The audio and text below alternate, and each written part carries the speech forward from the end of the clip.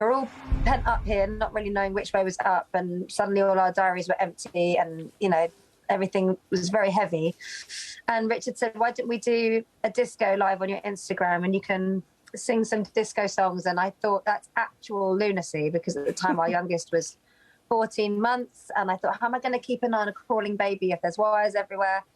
But I found myself putting on the sequin catsuit, and I thought, people are going to really make fun of me here. They're going to think you've gone into free-fall madness very early on into lockdown. But actually, people were just really warm and open to it, and it made us feel really good. So we thought, right, let's do another one next week, and then we did the week after and the week after, and got into a bit of a rhythm with it, yeah.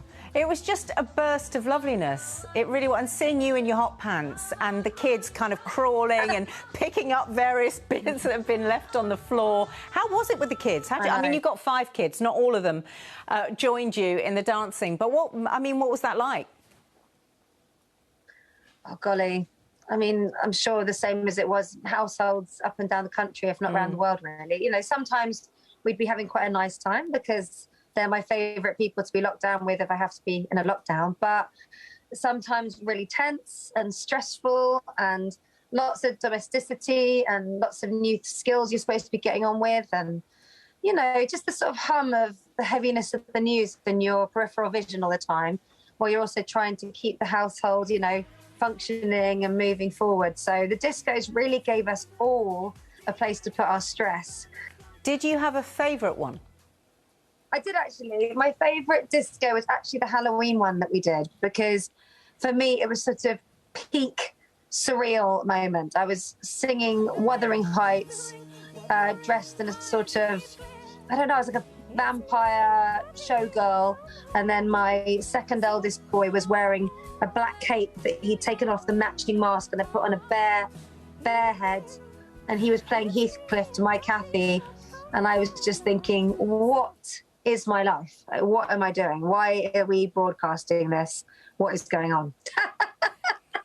And I kind of loved it, if I'm honest. Now you're taking it on the road, so I'm just wondering how that is going to work. Yeah, well, it's funny, really, because I'm going to these beautiful venues up and down the country, and I'm basically making them look a bit like my kitchen. So we're going to recreate as much of the disco in aesthetic and spirit as possible. So we'll do a different set list every night. There's elements to spontaneity, bring in all my biggest songs and loads of cover versions.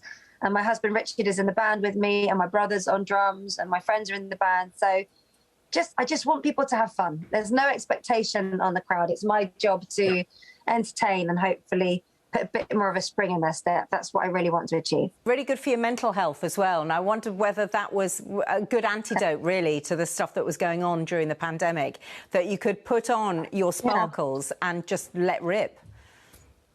I'd say it was essential to me, actually. I literally don't know what kind of a person I would have been without the discos.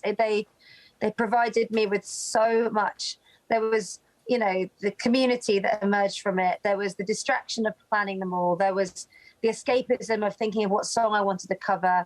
Even going back through songs of mine that I hadn't sung for years and falling back in love with things, and just reminding me really of why music is such a big part of my life in the first place, because I love what it can do. It's an incredibly powerful thing.